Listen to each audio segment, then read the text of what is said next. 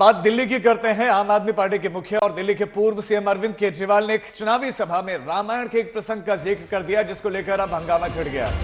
इसको लेकर बीजेपी के निशाने पर आ गए हैं। दिल्ली बीजेपी के अध्यक्ष वीरेंद्र सचदेवा ने कहा कि केजरीवाल ने गलत व्याख्या की है। उन्होंने सनातन का अपमान करने की कोशिश की। वहीं बीजेपी के बयान पर मनीष सिसोदिया ने कहा कि पूरी बीजेपी तुरंत रावण के बचाव में कूद पड़ी, जैसे वो खुद रावण के वंशज हो। कांग्रेस ने कहा कि चुनाव के वक्त बीजेपी और आप वाले नकली हिंदू बन जाते हैं। सबसे पहले आपको सुनवाते हैं केजरीवाल ने कहा क्या था।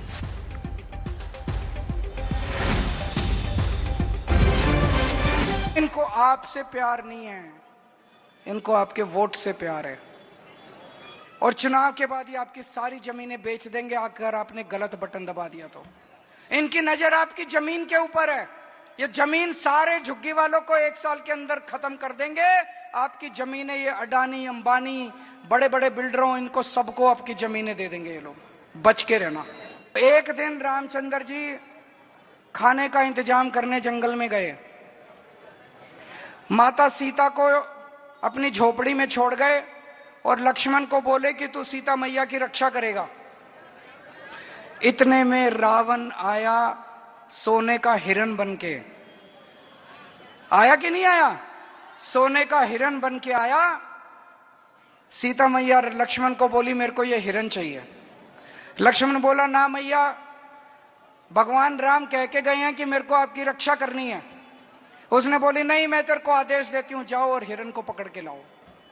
लक्ष्मण के पास चारा नहीं था। लक्ष्मण चला गया और वो रावण अपना वेश चेंज करके और सीता मैया का हरण करके ले गया।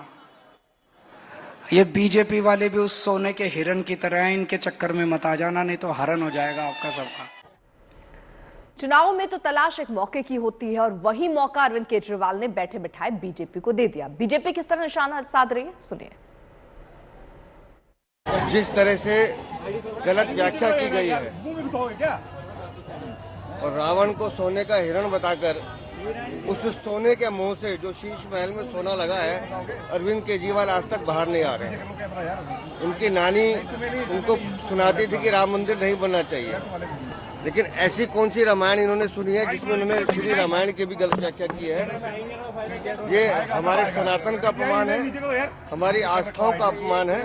अब वो तो अधर्मी है, वो तो क्षमा मांगेंगे नहीं, लेकिन प्रभु श्री राम से, प्रभु श्री हनुमान से हमने हाथ जोड़कर क्षमा मांगी है कि ऐसे अधर्मियों को कम से कम माफ करें। लेकिन उनके इस अधर्म के लिए आज मंगलवार का दिन है, हम पूरा दिन उपवास करेंगे। देखिए, आज जो उपवास भारतीय जनता पार्टी के लोग कर रहे हैं, इससे ये बात साबित हो गया कि बीजेपी दरअसल रावण की वंशज है। बीजेपी रावण को अपना कुल देवता मानती है। रावण के अपमान पे उपवास कर रहे हैं ये।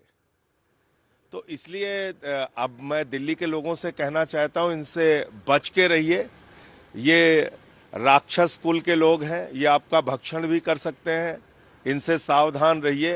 ये रावण को अपना वंशज मानते हैं, रावण को अपना कुल देवता मानते हैं।